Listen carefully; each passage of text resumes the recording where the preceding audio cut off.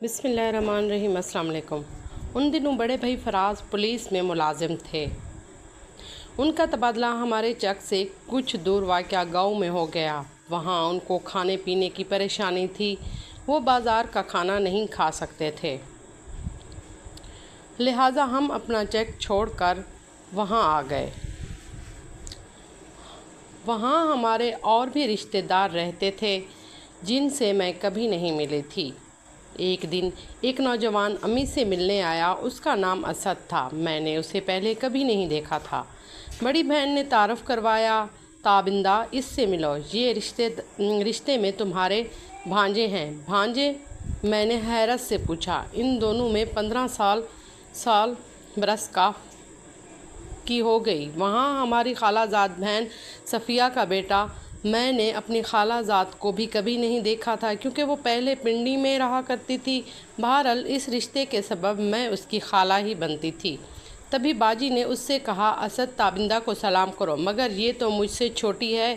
तो क्या हुआ, रिश्ते में तो बड़ी है। तब उसने बड़ी ताज़्ज़ुम से मुझे सलाम किया। ये हमारी पहली मुलाकात थी। शाम तक वो हमारे घर पर रहा। रात का खाना हमारे साथ खाया, फिर चला गया। उससे मेरी दूसरी मुलाकात अजीब हालात में हुई। उसका एक्सीडेंट हो गया था। बहुत चोटें आईं जिनके सबब वो चल फिर नहीं सकता था। बाजी सोफिया का तो रो रो के बुरा हाल था। हम सब घर वाले उसकी इयादत को गए। 2 माह बाद वो मुकम्मल सेहतयाब हो गया। उसके बाद एक बार और मैं उनके घर गई। उस वक्त उनके घर में कोई ना था सवाए असद के। बाजी को ये बात मालूम ना थी। उन्होंने मुझसे कहा कि मैं बाज़ार होकर आती हूँ, तब तक तुम सोफिया के घर उनके बेटी से गपशप करो। असद ने मुझे बताया कि सब लोग शादी में गए हुए हैं। तुम अपनी बाजी का इंतज़ार कर लो। उसके बाद वो अखबार पढ़ने में महव हो गया। थोड़ी देर गुजरी थी कि मेरे बड़े भाई फराज भी वहाँ आ गए। चूँकि थाना करीब था तो जाने क्या सोचकर वो उधर आ गए। यहाँ मुझे और असद को देखा तो ठिठक गए कि घर में हम दोनों के सिवा कोई ना था। पूछा, तुम यहाँ कैसे? मैंने बताया कि बाजी छोड़ कर गई हैं। लेकिन मेरी बात पर उनको यकीन ना आया तो असद से यूं ही सवाल किया। उसने जवाब दिया कि मुझे खबर नहीं है। तबिंदा ने यही बताया, मगर मैंने आपकी बाजी को नहीं देखा क्योंकि वो अंदर नहीं आई थीं, बाहर से छोड़कर चली गई होंगी। फराज भाई ने उसे कुछ ना कहा। मुझसे बोला कि चलो तुमको घर छोड़ दूँ। तुम रास्ते। वो चुप रही। घर पहुँचे तो बाजी नहीं आई थी। वो ड्यूटी पर वापस चले गए। लेकिन ये बात उनके दिल में शुबे का सबब बन गई। अभी वो ड्यूटी पर ही थे कि बाजी के शौहर उन्हें लेने आ गए और वो अपने घर चली गईं।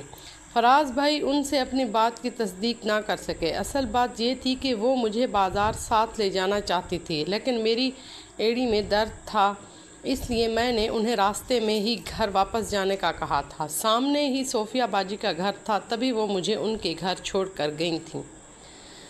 इस वाक़े को 2 दिन गुजरे होंगे कि भाई फराज ने असद को सैर पर चलने का कहा और गांव से 2 मील दूर एक कब्रिस्तान के पास पार्क में जाकर बैठ गए। असद को खूब बुरा भला कहा। ये भी जतलाया कि अगर तुम मेरी बहन से बुरी नज़र रखोगे तो मैं ये बर्दाश्त नहीं करूँगा। तुम इस हरकत से बाज रहो, वरना मुझसे बुरा कोई ना होगा। उसके वहम गुमान में भी ये बात ना थी। वो खामोश बैठा रहा। ऐसी बेतकी बातों का जवाब कहाँ था उसके पास। अगले दिन वो हमारे घर आया। शायद वो अम्मी या बाजी से फराज के बारे में बात करना चाहता था। मुझसे बेखबर ने उसे देखते ही पूछा, कल तुमने भाई के साथ खूब सैर की होगी। उसने कोई जवाब ना दिया और परेशान सा वापस अपने घर चला गया। लेकिन वो दिल में गमज़दा था, जैसे उसके सीने में आंसुओं का तूफ़ान भरा हुआ। बहरहाल किसी को कुछ ना बता पाने के सबब वो अपने घर जाकर खूब रोया। घर वालों ने रोने का सबब पूछा, तब ही उसने कुछ ना बताया। स्कूल से सर्टिफिकेट लिया और माँ से कहा कि मैं गांव से जाना चाहता हूँ। बाजी सोफिया पूछती रही, क्यों और कहाँ जाना चाहते हो? शहर जाना चाहता हूँ, यहाँ की पढ़ाई मेयारी नहीं। माँ रोकती रही, मगर वो किसी के करीबी शहर जाने की बजाय अपने एक दोस्त के पास कराची पहुँच गया। जाते हुए वो अम्मी के पास आया और उनको बताया कि मैं गाँव छोड़कर जा रहा हूँ। मैं अभी वहीं बैठी थी, मुझे भाई के तेवर से शक हो गया। میں نے پوچھا اسد سچ بتاؤ کس وجہ سے پڑھائی اور گھر بار چھوڑ کر جا رہے ہو؟ امی کی کچن میں جاتے ہی اس نے مجھے سچ بتا دیا اور کہا تابندہ خدا گواہ ہے، خالہ ماں کی جگہ ہوتی ہے اور تم میری خالہ ہوتی ہو، بے شک رشتے کی ہی صحیح، میں تم کو سگی خالہ کی طرح ہی سمجھتا ہوں۔ اگرچہ تم عمر میں مجھ سے کافی چھوٹی ہو، مگر تمہارے بھائی نے مجھے اتنی بڑی بات کہہ دی کہ میرے پاؤں تلے سے زمین نکل گئی۔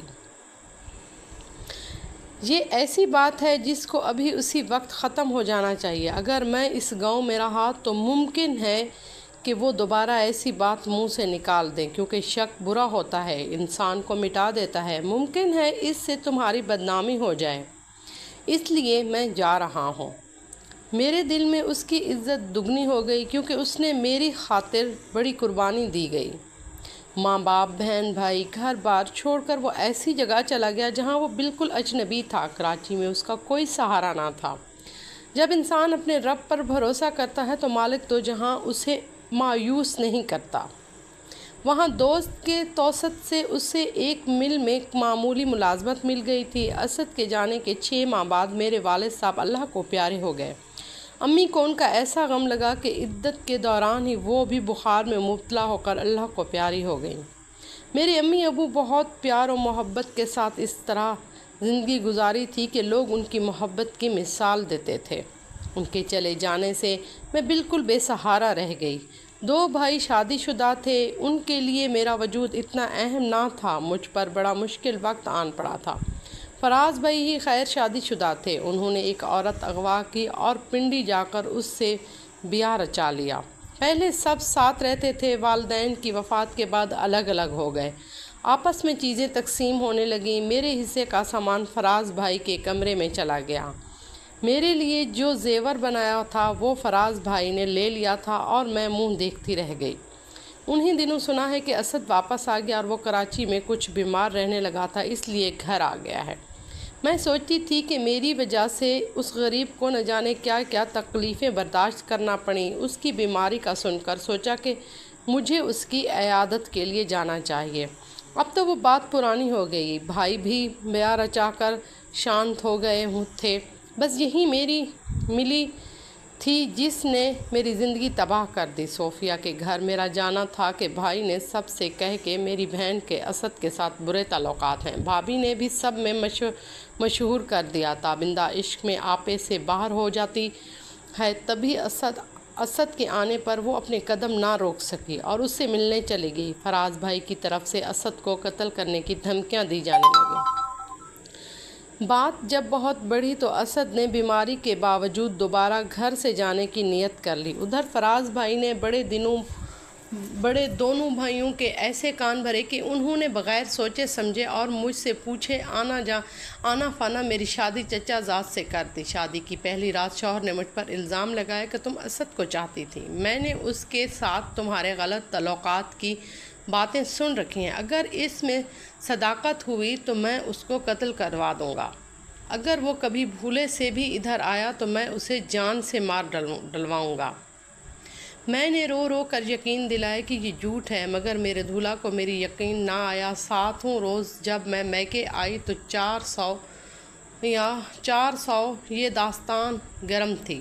دولہا میاں نے نہ جانے کس سے فریاد کی تھی کہ ان کی دلہن کی شادی ان سے نہیں اسد سے ہونی چاہیے تھی۔ میں نے اس پر احتجاج کیا تو 7 روز کی دلہن کو میاں نے اتنا مارا کہ بدن پر نیل پڑ گئے اور میں بے ہوش ہو گئی۔ یہ خبر جب اسد کی امی کو ہوئی تو انہوں نے اسد سے کہا کہ تم کچھ دنوں کے لیے یہاں سے چلے جاؤ، کیونکہ کوئی ہے جو آگ کو اور بھڑکا رہا ہے۔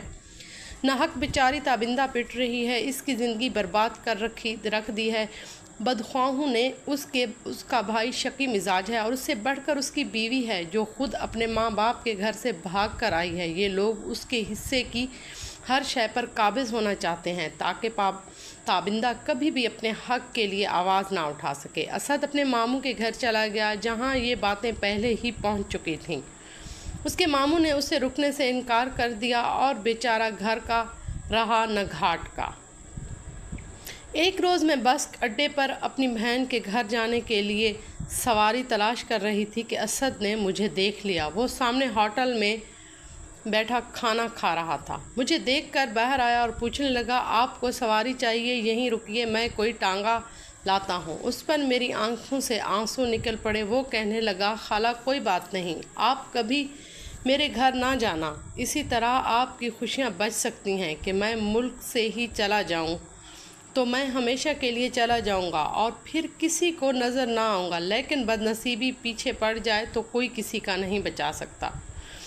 जिस लारी से मैं स्टॉप पर उतरी थी उसका ड्राइवर और कंडक्टर दोनों ही मेरे मियाँ के वाकिफ़ और एक गांव के रहने वाले थे। उन्होंने गांव में जाकर कह दिया कि सबिया की बीवी असद से मिलने बस अड्डे गई थी। हालांकि असद तो इत्तफाकन मिल गया था उस बात पर जहां मेरे शौहर ने मुझे ज़ोदो कोप किया, वहाँ फराज भाई ने भी जीना हराम कर डाला। चंद दोस्तों के साथ जाकर असद से हाथापाई की और वो गरीब मरते मरते बचा। उन हालात ने मेरे दिल में इस कदर बगावत को जन्म दिया कि जी चाहता था कि वो अब मैं खुलम खुला उससे मिलूं और सबको दिखाऊं, जिसके बारे में सोचना भी गुनाह समझती थी। हालांकि मेरे दिल में कभी उसके लिए बुरा ख्याल ना आता था और ना उसने मुझे कभी बुरी निगाह से देखा था।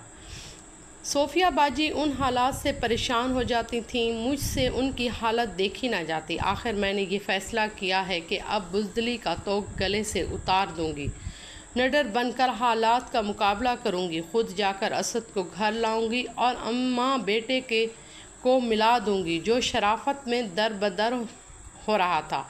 फराज भाई पुलिस वाले थे, वो सबकी ऐसी की तैसी कर सकते थे। अब देखूंगी कि कौन मेरा क्या बिगाड़ सकता है। जो बिगाड़ना था ये लोग बिगाड़ चुके हैं। मेरे पास बचा ही क्या था कि मैं हर लम्हा उनके खौफ से मरती रहती। मैंने सोफिया बाजी से बात की। उन्होंने मुझे समझा बुझाकर रोक दिया और कहा कि मैं खुद उसको ले आऊँगी, तुम अपने लिए दोज़ख को मज़ीद ना भड़काओ। उन्होंने अपने भाई को तमाम अहवाल कहा और बेटे की बेगुनाही का यकीन दिलाया। तब उनका दिल मोम हो गया और वो असद को मनाकर घर ले आए। असद का गांव लौटना था कि कहराम बर्पा हो गया। मेरे लिए ज़िंदगी का दायरा तंग और मज़ीद बदनामियों के बाब खुल गए। उस बर्बादी में मेरी भाभी ने बढ़ चढ़ कर हिस्सा लिया। ये इल्ज़ाम लगाया कि ताबिंदा जो जेवर ले गई है वापस कर दे, जबकि जेवर तो उन्होंने ही रखे हुए थे। मेरे शौहर को ये बारो कराया कि हम तो शादी के दिन जेवर दे दिया था, उसने असद को दे दिया। अब भला मेरी बर्बादी में कौन सी कसर रह गई थी। ये वो औरत थी जो खुद घर से भाग कर आई थी और अपनी बेकसूर नंद को और बेसहारा करने पर तुली हुई थी। ज़्यादा दुख की बात यह थी कि फराज भाई भी पहले दिन से उसके खारदार दरख्त को बोने में हर अव्वल बने थे। मेरी इतनी बर्बादी के बावजूद शक का कांटा उसके दिल से नहीं निकला। जुल्म की शायद कोई हद नहीं होती। मुझे पूरी तरह बर्बाद करने के बाद भी उन लोगों के चैन ना था। तरह तरह से मुझे भाभी ने तंग किया। मेरा सगा भाई उसका बाजू बना रहा। हर वक्त रोक रोक कर अपने खुदा से यही दुआ करती, खुदारा फराज सा लालची भाई और हुरा जैसी भाभी किसी को ना हो, जिन्होंने ना हक मुझ पर ऐसे बेज़र को घर से बेघर कर दिया और बेचारे असद को शहद बदर करके छोड़ा। इस पर भी उनको चैन नहीं मिला। एक दिन कराची से इतला आई कि असद अस्पताल में और शदीद बीमार है। बाजी सोफिया तड़प कर रह गई। ख़त पर अस्पताल का पता दर्ज था। मुझे मेरी बड़ी बहन ने बताया। मैं तो फ़ौरन बाजी सोफिया के पास गई और कहा, मैं भी आपके साथ चलूँगी। वो बोली, मियाँ ने इल्ज़ाम लगाकर निकाला है, भाभी भाई के दर पर पड़ी हूँ, अगर मेरे साथ गई तो पक्की तलाक मिल जाएगी। मैंने भी कह दिया, मिलती है तो मिल जाए, वैसे भी कौन सी आबाद हूँ, ऐसी ज़िंदगी से तो मौत बेहतर है। अब मुझे परवाह नहीं, जो करना है कर ले। मैंने भाई से भी नहीं पूछा और बाजी सोफिया के साथ कराची चली गई। असद की हालत बहुत ख़राब थी। उसके साथ कोई अपना ना था। एक दोस्त था, वो ड्यूटी पर जाता और जब छुट्टी मिलती तो आकर देख जाता। हमें 2 माह कराची रहना पड़ा। जब असद बिल्कुल ठीक हो गया तो हम वापस आए। पता चला कि मेरी तलाक के नोटिस आए रखे हैं। मुझे कोई कलक ना हुआ। बहुत रो धो ली, हाथ पाँव जोड़े, मिन्नतें सब कर लिए। शौहर के दिल में शक ने ऐसा डेरा डाला कि फिर ना उठा। भाई ने घर में रखने से इनकार कर दिया। दूसरे भाई ने भी हमको नवा हो गए। बहनें अपने घर की थीं, अब एक कहाँ जाती।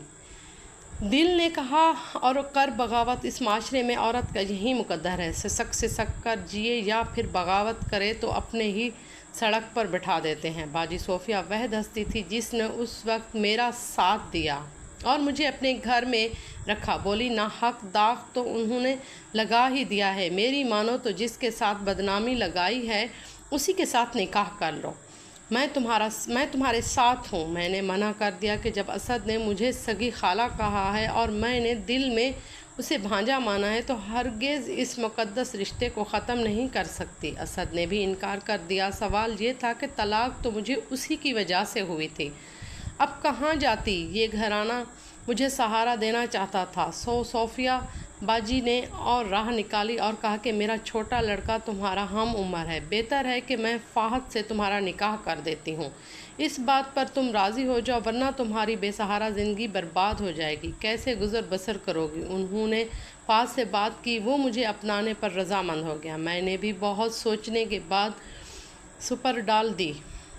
किस्मत में बाजी सोफिया की बहू बनना और फ़ाहद से निकाह होना लिखा था, सो पूरा हो गया। आज मैं खुशहाल जीवन जी रही थी। असद अब भी मुझे भाभी की बजाय खाला ही कहकर बुलाते हैं और मेरी इज़्ज़त करते हैं, मैं भी उनकी इज़्ज़त करती हूँ। हमारे दरमियान एहतराम का रिश्ता पहले दिन से ही था, जो आज भी है, और ये रिश्ता हमको बहुत मुक़द्दम है।